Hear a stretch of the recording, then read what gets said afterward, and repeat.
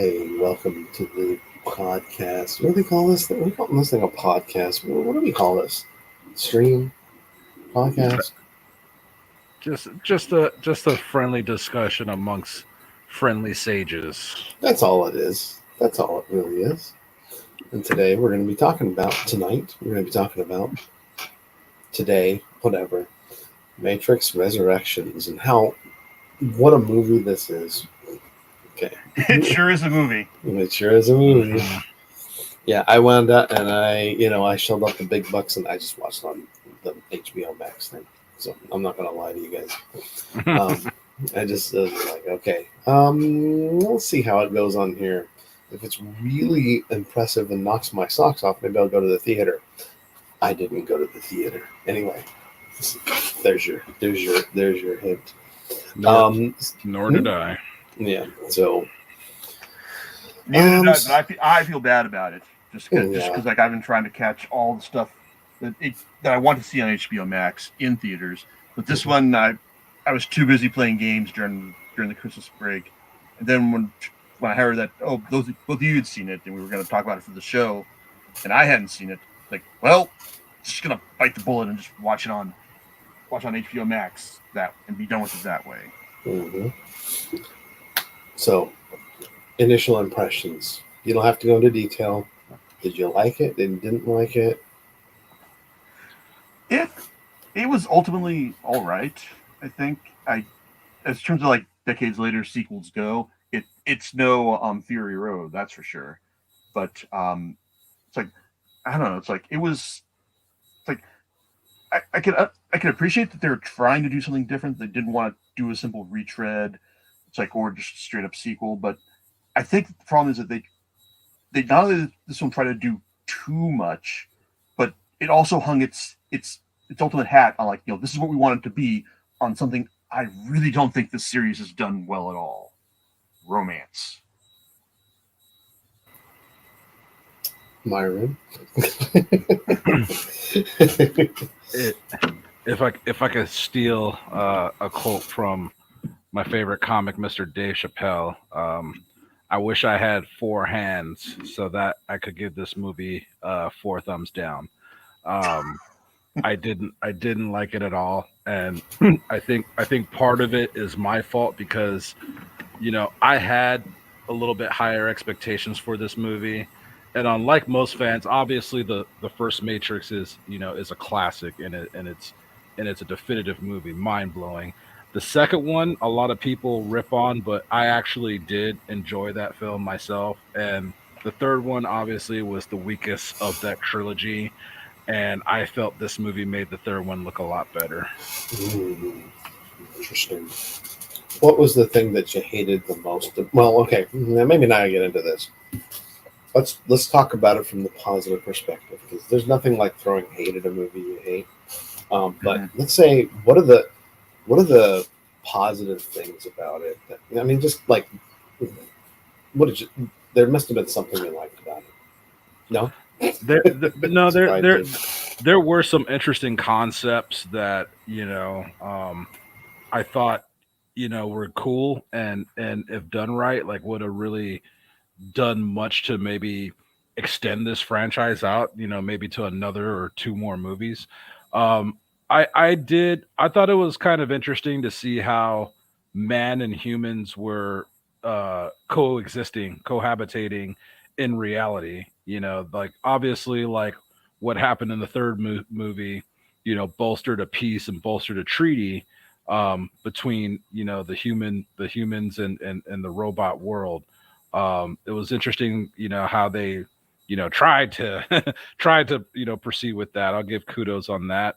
And I the more I thought about it, the more I started disliking it a little bit more. Like when I first watched it, I did kind of like the whole fourth wall breaking, that meta explanation about Mr. Anderson and his game, based on the Matrix trilogy by Warner Brothers, and that the studio was pressuring for a sequel. At first that kind of had me chuckle, like ah ha ha ha, they're talking about themselves. But the more I thought about it, the more I thought that was like kind of lame. So Did you think it was that, cheap? that I thought it was cheap. Yeah. Yeah. I that's all I gotta say about that. I mean, yeah. Um, so I'd have to say I thought that some of that was kind of good, but then there's this whole thing where it's like it kind of disarms some people and criticisms, and it's sort of like, okay, well they did it from it, and then they just talk about it, and you're like, oh, okay, it's like, oh, what was that line that the architect, aka Neil Patrick Harris, right? No, it's not the architect, it's the analyst. Holy The cow! analyst. I'm not entirely sure I like that title, but I'll move on Yeah. from that. What was that thing? Is like it cost, how much, like we spent a hell of a lot of money to resurrect you guys. I'm just like, oh, God, it's just like, so yeah, I get it. I know, Lana Wachowski. I think that they said that, in something they said in the movie too, they were going to make the movie with or without her. So, right, there's that, right? So yeah, this was basically like it wasn't just, it really was art imitating life in that section right there. And I'll have to say this: if all that she wanted to do is just throw that in there as a joke, it's just like, hey, here's a wee bit of a middle finger for you, Warner Brothers. I'll do it, but I'm gonna throw this in there. And I just did it in a way. Yeah, maybe. I guess I don't know. Regardless, yeah, it's kind of like, I'll have to say it's kind of clever, but then I get tired. I got a little tired of it. Like when they're talking about, when they meet Smith for the first time. I mean, it's just like everything. It's just like everything. Everything had to be a reference like that. So, and yeah, I think it's like, okay, I get it. I got the joke. Although there were some there were some things that were kind of cool. One thing I didn't, I don't know, I didn't really dig some of the concepts here. So, like, yeah, I get it's updated. I see what they're also trying to do, and I think that the reason, I know that people want to say it failed miserably because it was only on streaming or something like that. But I just think that they just outdated themselves in this, and that's a big problem because their first Matrix movie came out in what, 1999? 99, yeah. 99. I mean, so like it's like the kids that were born, they're like 22 years old. It's 22 kids, like, it's like, they didn't quite grow up with it, and then things have changed, right. In terms of like, cyberpunk movies in a lot of ways. So, I'm not saying it's old hat, but how do you try to start a franchise up again? And you have that. I suspect that it would not have done well, even if it's theater only. So, no, definitely not. I mean, me personally. But in real quick though, to answer your question, John, just ask George Miller. Yes. Yeah. Yes, indeed. Because I mean, the thing that I think bothered me the most is that the first Matrix was such a revolutionary in like special effects and the development of bullet time. And when they did bullet time here, it was basically slow-mo. Like it wasn't cool. And when they even did that bullet time effect, especially in the beginning of the movie with the agents, it felt like like rushed. Like, I don't know, it didn't have that same visual impact as the original did, and that was very disappointing for me. And another thing that highly disappointed me was the fight scenes. I mean, the original had like really great choreographed and hard hitting fight scenes, and obviously we've seen Keanu Reeves perform in the like 3 John Wick movies, like, within the past, what, like 10 years, like these fight scenes weren't even John Wick caliber to me. Yeah. Hey, real quick, Myron. Trinity's husband in this movie, hmm he's the guy who co-directed the first John Wick movie and directed the last two. And it was also Keanu Reeves, part of Keanu Reeves' stunt team for the original Matrix movies, Chad Stileski. So he was only in this movie as a favor, or like, an homage, like, hey, I want you to do this ride with me. I think pretty much, yeah. It's like, I think like anyone who who when you see his name in the credits, you go, oh, that he was in this. That was cool. But I was like, he was just there. It's like kind of like as a nod, rather than it seems to like actually tap into any of his action movie expertise. And I think if they had done that, aside from just having him as like a side, husband character, like maybe the film would have had some, a little bit more weight to it. And also at the same time, without Hugo Weaving as Agent Smith, I don't want to see or hear the name Agent Smith. I don't want to see, I got a new body and blah blah blah. Yeah. Yeah, he's a program. I get it, but yeah, with no Hugo Weaving, make him Agent Johnson then, or Agent Hamilton, not Agent Smith. Yeah. And I kind of did that, like, oh, I'm in this eternal struggle with you, Mr. Anderson. Like every time the computer reboots, like we're gonna have this struggle, and it just felt like so tired. Like I wasn't excited, and like when his friend, that character, revealed himself to be Agent Smith, I was like, I don't care. And I couldn't tell whether or not if he was really friend or foe. I was so confused. Like, are you having beef with him, or are you trying to help him take down the analyst? I don't know. So I think from our previous conversations, it's the identity of this movie doesn't seem to be here. Yeah, one thing I did like about the movie was kind of like the opening third. In the sense that we're trying to get a handle on what's going on with Mr. Anderson. I mean, it's like I just kind of want to go, where are they going to go with this? I mean, it's like, is this movie just going to be like like set in the real world and involve like the Matrix bleeding out like into it? It's like just that idea, like not knowing like where things are going, like and they really did seem they made it decent enough to try and sell the idea that he was cracking up, and like I said, I was unsure about all this, and I like that feeling. But then then you get an idea of where things are going once we actually break him out of the Matrix again, and then you take him to the new city, and it's like, then okay, now we're starting to be like a proper sequel here. It's like showing you what had gone on since the last movie, and just how the humans and the machines had gone. It's like we're now working together, and I like that too. And then the last third is kind of like a prison, is almost like a metaphysical prison break movie, where it's like, okay, yeah, so now this is like hugely complex plan to break Trinity out as well.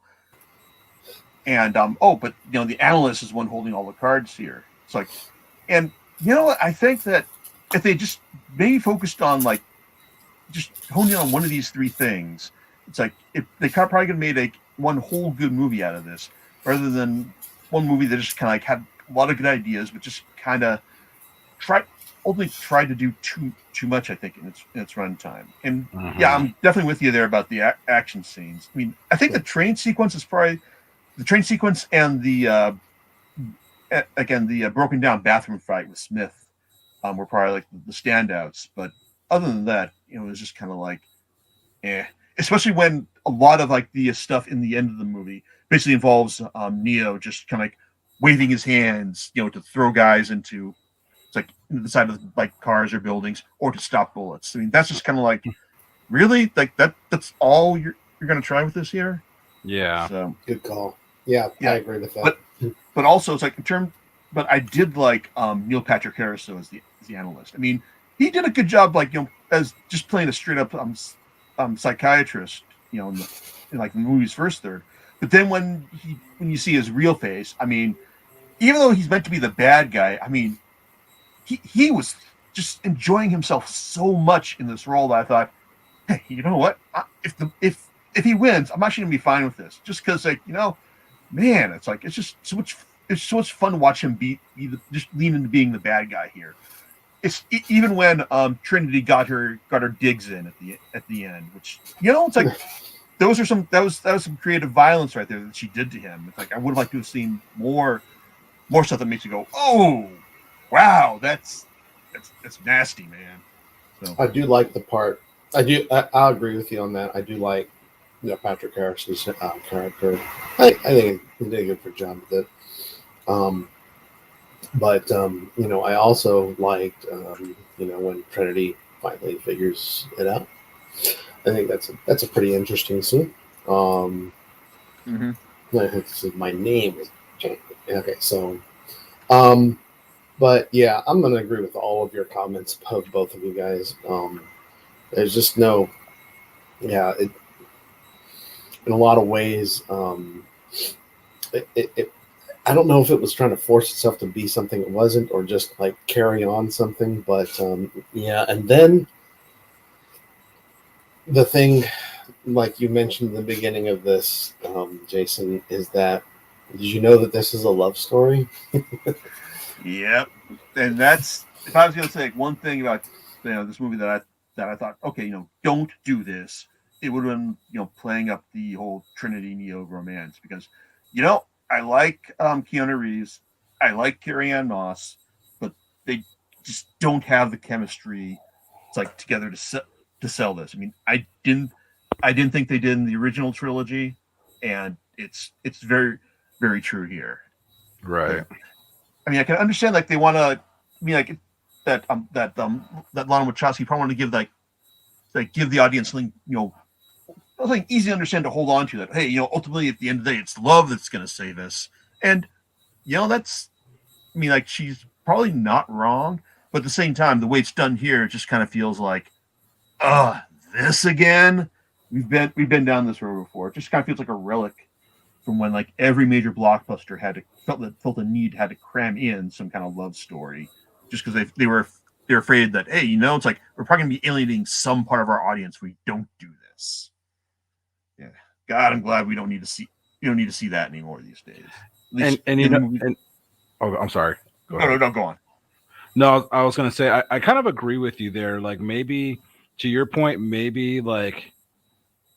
I mean, obviously, I get that they're trying to tie, that Neo and Trinity have this bond, this tie, but maybe it would have worked out better if like it wasn't, built off of like a love story or a romance per se. Like, like they're both, one side of the same coin, so to speak. Because I still don't understand if Neo is the one, then why does Trinity have this power now too? And I still don't get that.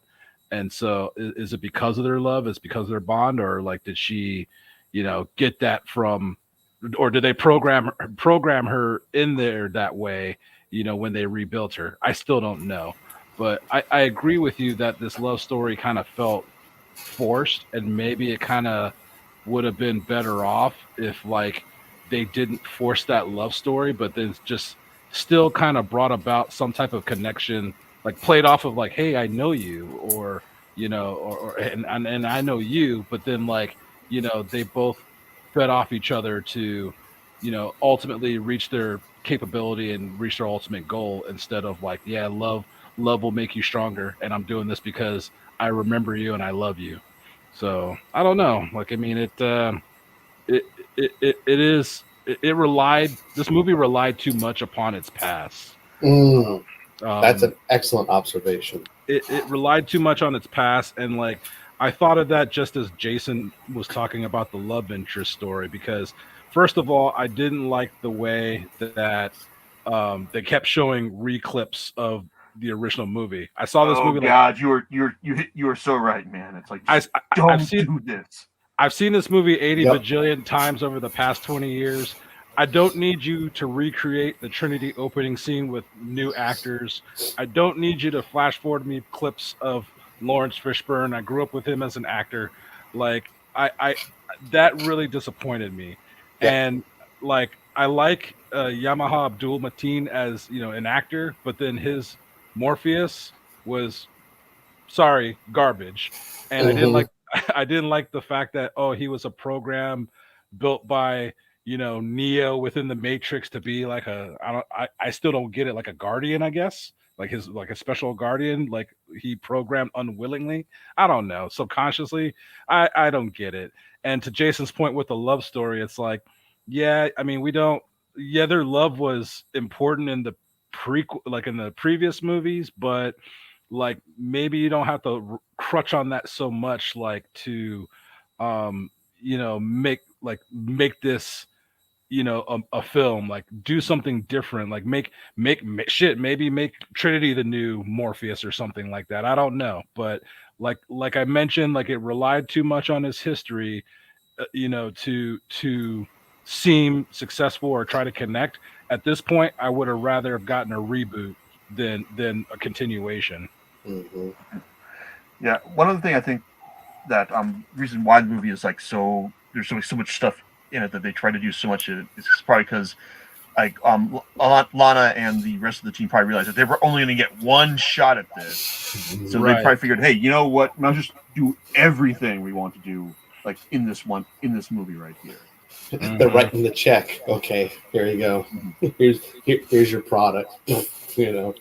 I'm gonna bring up a bold comparison. All right. Despite how much shit you might talk about it, Indiana Jones and the Crystal Skull didn't really rely on its history too much, except for Marion. But I didn't even feel that was like I didn't feel like that was abused as much as this movie. It was like, oh, we had Shia LaBeouf, and we were always meant to be. But it picked up where the adventures left off, at least.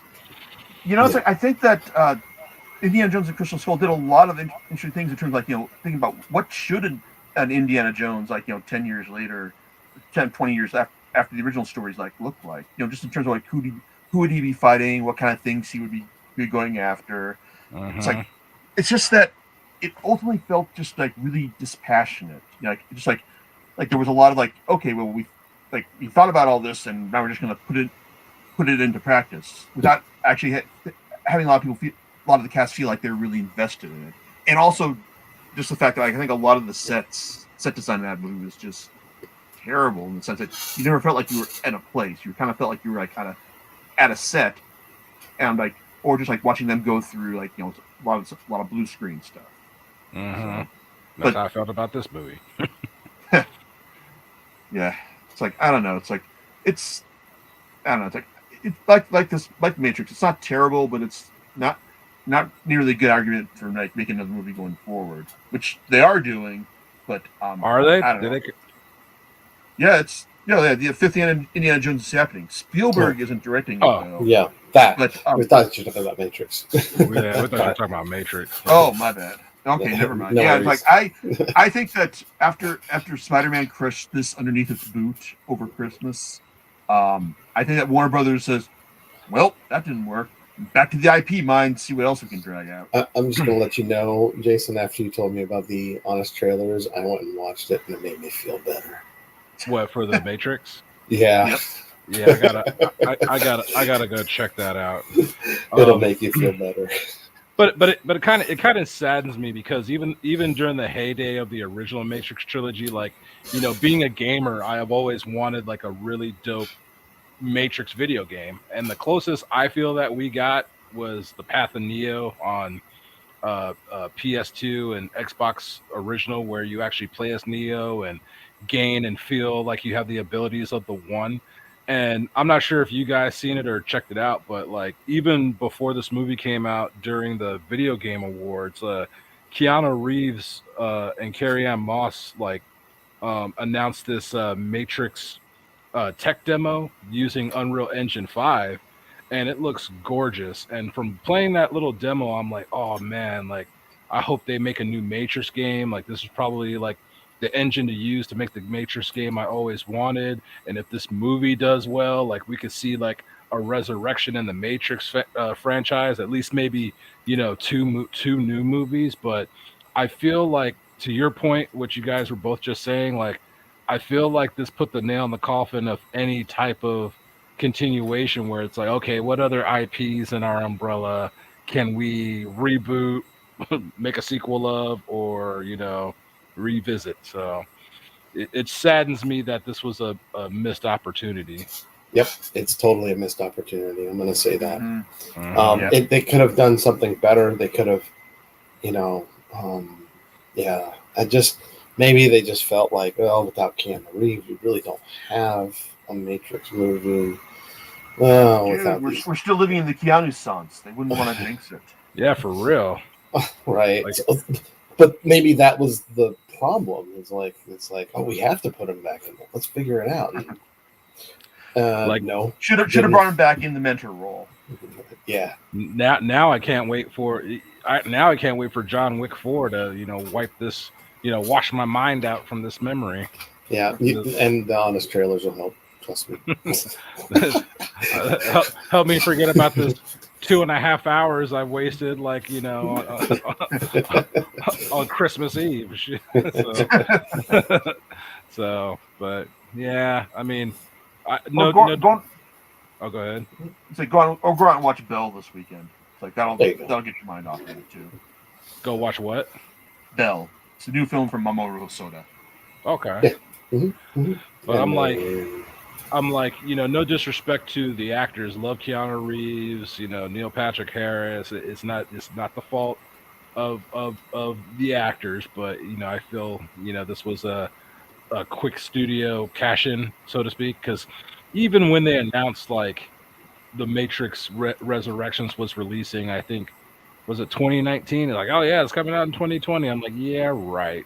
And then obviously, the pandemic happened and it got pushed back a year. But I feel the announcement and the turnaround was way too quick to even push out something, quality. We've been hearing about this Lord of the Rings series on Amazon for seems like 10 years, but it's coming out in 2020, and with the expectation of that franchise, I feel like there's going to be quality behind it. Yeah, and getting that Triforce is reinforcing. Hearing that Triforce chime is reinforcing my point. Did that come through the recording? Whoops. Yeah, I mean, it it's on clock mode, guys. It's like, it hit the top of the hour. It's like, oh, you're onto something, Myron. And I'm like, yeah, I know. He's like, I have an idea. No, no, but yeah, And speaking of which, I'd rather see a Zelda movie before I see any more reboots. I mean, I've always been a fan of reboots, remakes, in the sense of I like to see modern renditions of certain things. But at this point, I'm like, man, let's stop, dude, because nobody wants to see a reboot of Taxi or the Equalizers were dope, but at the same time, no kid in this day and age knows who the fuck the Equalizer is. Pardon my French, sorry, but I get that character that Queen Latifah plays on TV. now, yeah, but I'm talking about the Denzel Washington remakes, and then there was a TV series back in the late The 80s 70s, with Edward. early 80s. There's late 80s with Edward Woodward. Oh, was it late 80s? Okay, so I mean, I get passionate about this when we have these conversations. Little F bombs and S bombs slip, but I feel like we're at this point in storytelling in general where every type of genre or storyline has kind of been told to where okay, we either need to find a new way to tell this, or let's just remake everybody's favorite because it's been about 10 years. They probably forgot about it. Let's remake Grandma's Boy. and some things should never be remade, like Back to the Future. I was about Do to not- say that. Do not Never remake that movie. Just leave it. Leave it Mhm. alone. It's perfect. Yeah, exactly. So, yeah, no, they do have that. What's the phrase? It's by the board of directors, and it's like, hey, we got it. This movie was made for them, Made by committee. made by committee. So- Thank you. That's what I was thinking. Made by committee, and that's So Oh, no. I totally forgot what the secret ending was, but do you guys remember the end trailer credits? Oh, the end What- credits and credit Oh, was it them transitions. talking? It was like them talking about the game or something, right? it's like they're talking about like a Matrix full of cat videos and call it the Cat Tricks. Okay. So- Because I forgot about it, and I was wondering if that meant they were opening up like a continuation or they were opening up a sequel. But I was like, man, I totally forgot what that end scene was. That's how unmemorable it was. No, it was just a joke. No, Mm, no stealth continuations here. okay. But I don't know. It's too bad it didn't work. It's like I would have liked to have seen see the version where they managed to pull off something like as weird as just like this mashup of the Force Awakens and Ava 3.0. But I don't know. It's like I don't regret sitting down to watch it, but at the same time, it's like I don't know. I really was expecting better. It's like, and I hope that everyone is able to rebound from this and go on to bigger and better things. It's like afterwards. Yeah. Well, um, Morpheus is on to what's that? Aquaman 2, and then we got Yep. John Wick. Neo's on to John Wick 4. I haven't seen Carrie Ann Moss in anything in a while until here. I'm sure she's doing other things, and of course, like Neil Patrick Harris is Neil Patrick Harris, dude. Like, Yep. like the movie I saw him in before this was way better, and that was 8-Bit Christmas. That was a magical movie. I love to see it. I don't care if it's yeah. not Christmas. I'm gonna watch that. Okay. Yeah, like if you grew up in that era, that is a must watch. Yeah. And so like everyone from this movie is not going to be hurting, but I just this movie did have like a great cast of actors, and I just feel like it wasn't like utilized to their full potential in my opinion, because I like the actress that plays Bugs. She was Yeah. I really liked her in Game of Thrones, and then of course she was in what's that Marvel show, Iron Fist, and she was like the best part of Iron Fist.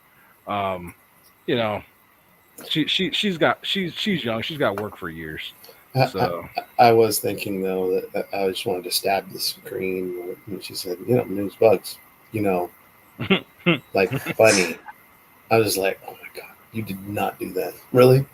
yeah, Did you stab the Seriously, screen Warner when she said, Brothers? "What's up, Doc"? Yeah, yeah. Oh boy, it's just like let's pull out every trick. But yeah, It's like it's IP synergy, man. yeah. So yeah, I'd say better luck next time. No, let's just you know what? Do you think that it would be smart for them to redo even base something off of this? But here's my biggest problem with it. My biggest problem is if they decide to do something off of it, it'll turn into like the mess Terminator has become. right. And I really think that the Terminator movies have become a mess. I mean, it's like things are disjointed. I mean, is that the kind of thing like somebody goes and watches it and they go like, well, I saw this movie, so why should I watch like the first one or the second one or the third one? Right. Like, It's hard. It's basically the point where it's like there are only two movies. Two movies. It's like that seems like to be kind of the point where they're at right now. Well, aside Yeah. aside from the original Matrix movie trilogy, whether you love or hate, the second and the third, the Animatrix were great stories in my opinion. Like I really enjoyed that little mini series, and seeing another side of humanity and the machines away from Neo and Agent Smith. I think if we were to continue on with Matrix storytelling, to your point, John, like they can't do movies.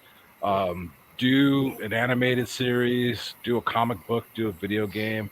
As far as like the films go, I think technically speaking, you crashed and burned 2 times in a row with it. 3 times if people count the second one, but like I said, I did like the second one. Like maybe try a different medium with this franchise and brand, and start from scratch if you have to. I don't know if you guys remember that lawsuit against Warner Brothers. There was a woman who sued Warner Brothers that she actually, um, uh, wrote the Matrix, and Warner Brothers stole it from her, and I believe she won that case. Um, After this movie, I'm convinced she actually did write the Matrix. Haven't heard this one, but okay. Right? Yeah, No, I haven't heard this one.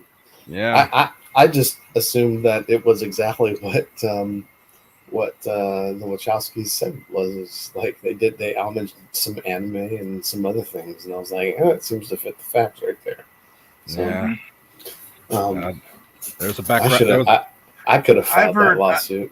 I don't know. It's like I think I've heard like lots of different complaints about it. I mean, I've heard Grant Morrison, famous comic book writer, was pissed off Warner Brothers. Like they felt the Wachowskis bit so much of his style from that he was doing in The Invisibles.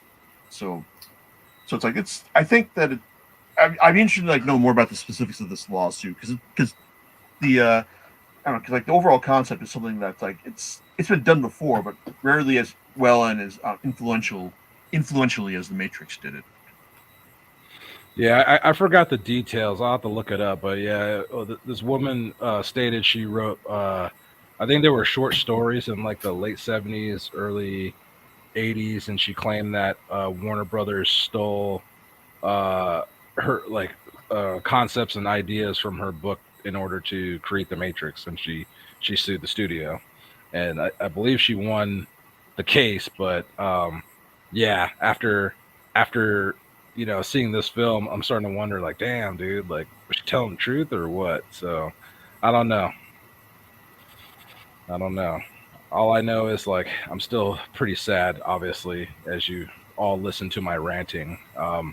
Then that was my mistake, because even leading up to the movie, I told you guys, like, I'm super hyped, and I have high expectations for this, and I tend to not do that so much. But The Matrix is something that, for me, that came out like my freshman year of college, and that was like a very like influential movie in my life, in the sense of like, man, like the effects in this movie were so great. And for someone who grew up with Keanu Reeves as Ted Theodore Logan, like this was another side I've never really seen before. And Johnny Mnemonic doesn't count because that movie kind of sucked. But like this movie was great, and I was like, oh dude, like Keanu Reeves is a dope action star.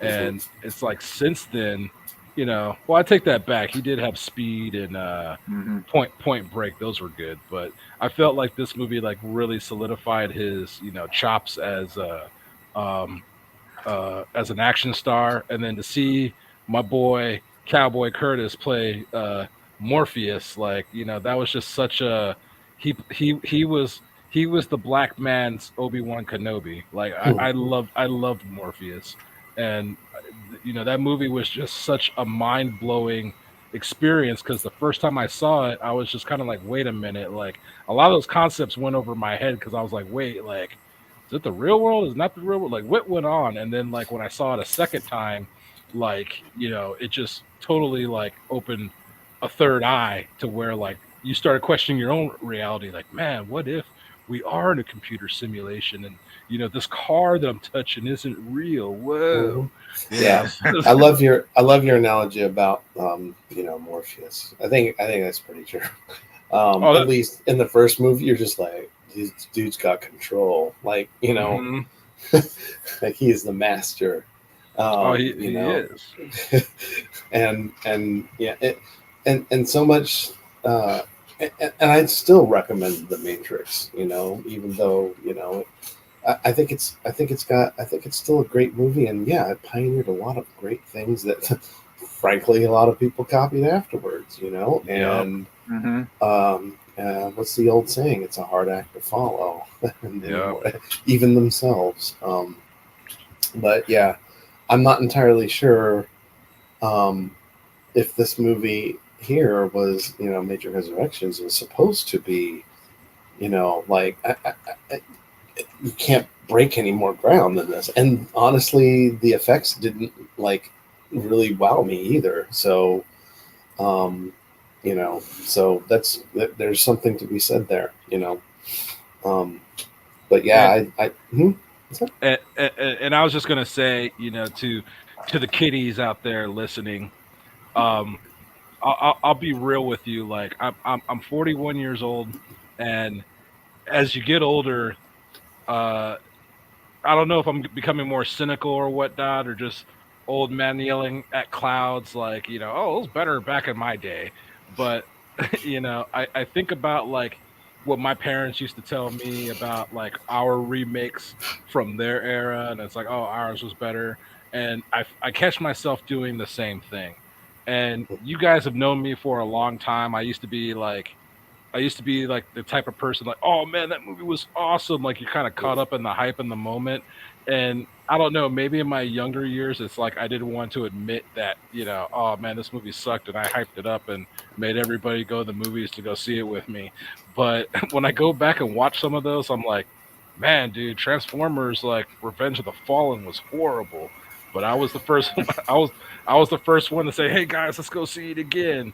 And I go back and watch some of these movies that I used to be like super hyped on, and it's like, oh yeah, that movie was garbage. But there's something about it that I appreciate from it, whether it be the effects, the cinematography, something.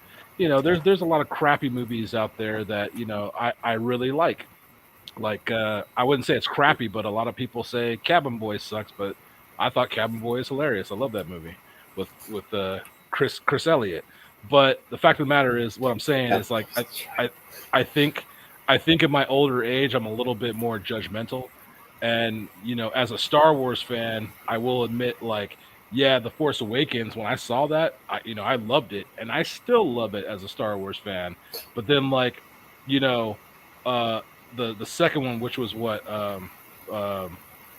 something of the Jedi, So The Last Jedi. the Last Jedi. I wanted to love that movie so bad. When I first saw it, I was like, oh yeah, dude, like this movie is awesome. And then when I bought it on Blu-ray and watched it again, it's like, oh dude, they jacked this up, dude. And of course that caused them to pivot in the third one, which I have not seen since I watched in theaters, nor do I own that movie. So The Well, Matrix. technically you do, since you subscribe to Disney Plus. Well, I don't own it. I'm borrowing it. so Okay. and even with borrowing it, it's still collecting dust in the virtual shelf.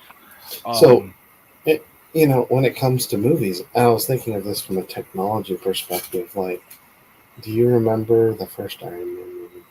Oh my goodness, yes. Like, and what I mean, and I'm just gonna let you know, like, you look at the first Matrix movie, you're like, oh, it's quaint. They're using phones and things like that, but the iPhone was barely a year old when that movie came out.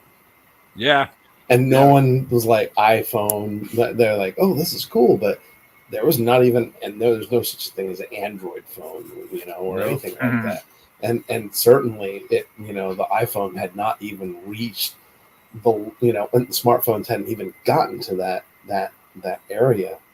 But my point being is like, hey, look, you can go in there and they're using flip phones and stuff. I mean, it's like, or bar phones, essentially. But you can see like there is a way to make it look cool. Like that movie had some great visuals all by itself, and really took a concept which some people said, well, how are they going to do this? They're like, oh, that's how you do it. And the Matrix is such an interesting cyberpunk entry, and if you've been watching cyberpunk anime, other movies, that are in that genre, all the way back to Blade Runner and things like that, it's just got like, there's a lot of things that it kind of broke, and then people are like, oh, that's how you do it. You mentioned Johnny Mnemonic, right? I mean, like, yeah, but that was like what people were trying to understand. This is like, like this movie inspired Hackers, not Johnny Mnemonic, but Matrix did. They're like, oh yeah, that's cool, and it just kind of kind of revamp things, you know. And then of course all the special effects were great. I did mention that earlier. But you know, it's kind of like, what do you sell now? You know, and I think that this is kind of one of those cases where it's just not going to work. You know, you've got to go beyond this. And yeah, bring back some good choreographed fights, guys, because that was one of them. That was pretty weak. Yeah. Yeah. And, you know, when you look at like how well, and I was mentioning this to Jason before. Episode 1 of Star Wars isn't necessarily my favorite, but I will rewatch that scene where they're fighting in the Naboo power chambers with the lightsabers. I will watch that like a dozen times over. Like, I think it's so well choreographed. It's just great. That's Things one of like my. that. I That's love one of my watching top, things like that. yeah. That's one of my top. That's one of my top lightsaber battle. You know. Yeah. Like, oh, come on. Let's see. Like what we had before were lightsaber taps, essentially. Even in the Return of the Jedi, where we had Luke, you know, fighting with Vader. It's good. Even in the I think maybe Empire Strikes Back. That one's good, but man, it's nothing on that level. No. I mean, you're like, oh, we're looking at Jedis at their prime, you know. It's like, you know, and you kind of expect it, you know, and it's almost like this great little kind of retcon in a way, saying like, well, you know, Luke was trained by, you know, a Force ghost and Yoda, and that's about it. You know, and an old puppet. You know, yeah. And so, you know, and so you're like, of course he's going to have a fighting style like this. You know, he's starting to learn some things, but no, you know, he's no Anakin or anything like that, and definitely no Qui-Gon, you know. So, but those things visually are just good are great to look at, and you can think of many scenes like that are similar to that, you know. And for the Matrix, like, to me, like the best fight scenes in that entire series were, you know, obviously the first big fight with Smith in the abandoned subway station in the first one, and in the hallway scene, you know, before he realizes like I'm the one, and then of course in the second Matrix where he fought like 100, like, you know, 1,000 Mr. Smiths, like that was awesome, and of course like the freeway fight scene, like those three were like the top in that entire series. I want to add it's like the lobby fight in the first movie. It's like just when like just Trinity and Neo just walking in, setting off the metal detector, and then just shit just gets blown up, man. I mean, that too, yeah. That was iconic. Yeah, that is. I mean, it's memorable. Sticks in your head. It's kind of memorable. But this one just felt tired. Yeah. Yeah. Made you miss Yuen Woo-ping as the fight choreographer too. He's the one who did it, right? I forgot. The original trilogy, yeah. Yeah. It's like I understand that the Wachowskis, you know, they wanted like I think they had their choice of like who to work with, and they said, you know, we want like this guy, we want the legend, man. So yeah. I don't know if he's. I don't think he's dead. I think he's just retired, but he was sorely missed for this one. Yeah, but there has to be. I mean, like, there have to be others that are like him that have filled his shoes, you know, and it's not impossible. So yeah, but they probably. But of course, there is the whole cha-ching money aspect of it all. So yeah, they probably blew that. They probably blew their budget on Space Jam 2 last year, so there you go. Well, I don't know. I didn't see that movie, so I can't speak to it. But for sure, it's like, okay, well, if you had a choice, you know, what would you do? You know, I don't know. See, because is it the concept that's a problem, or is it like the execution? Might have been. Everything I heard about it made it sound like it's the execution that ruined that movie. Yeah. Lana went and bought herself a whole bunch of coffees from Starbucks. And, enjoyed every single minute of it, and went to the bars and had a great drink, whatever it was. You know, you could see the movie, and maybe that was it. Maybe that was like, you know, because I don't know if she needs much more or whatnot. You know, they've had their moment of fame, basically. So. But then So, there but- is something to be said, like, oh well, someone's gonna piss on it. I might as well just do it for them. Maybe, who knows? You can't say that's the motivation, but still. were you talking I about think the it was just if the you're talking about like, Wachowskis? what I was gonna say, if you're talking about why, like, she came back to do this, it's more of a case like basically like just what the thing they put to Keanu's character in the movie, like, hey, we're gonna make a new one, and we're gonna do it with or without your involvement. So I guess and she just felt like, it's like, hey, I don't want anyone else to handle this, so it's like so I might as well go ahead and buckle down. It's like, but her sister didn't join her for this, Yeah. so she felt that it was. She basically said that she felt that it was moving backward, and she wanted to like go and do like more of her stuff going forward. So Yep. And they did So- some great movies after The Matrix too. I've not seen any of them, but I Yeah, keep so- hearing that that Speed Racer is apparently much better than its reputation would suggest. Yeah, I like Speed Racer visually. I mean, especially if you grew up watching that cartoon. But I liked Cloud Atlas with Tom Hanks and Halle Berry. That was an interesting movie, interesting concept. And even though I didn't care for the story too much, Jupiter Ascending had some nice visuals. Mm-hmm. I'll have to watch some of those. Yeah, I I have definitely not seen recommend. any of them. I I've heard recommend of checking them. them out. Okay. Anyway. So, what are your final thoughts, gentlemen? I guess we already know what our thoughts are. I would say that, in my estimation, it's like, is it worth watching again? No. I would probably not watch this again. It would just be a waste of my time. If you're curious about it, I'd say go ahead and give it a watch. I mean, especially if you got HBO Max, because hey, it's free. Yeah, exactly. Just go watch it, right? Watch the other movies first, though, please. Because seeing the clips of the first movie and then it's not really the best way to experience the first movie.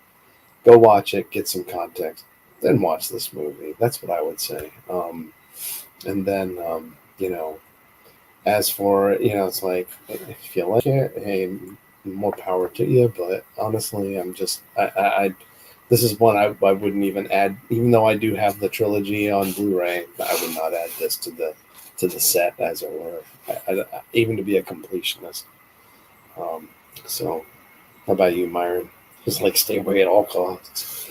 Yeah, I think I ranted enough, but as you guys both said, at least watch it once and then just check it off the box that at least you've seen them all. Yep, exactly. All right, guys, we're gonna wrap it up this time. We'll talk to you. Well, the next time we talk to you, hopefully, we'll be talking to you about the Book of Boba Fett. There's some interesting comments there to be said. All right, y'all. Talk to you later. Bye. Good evening, kiddies.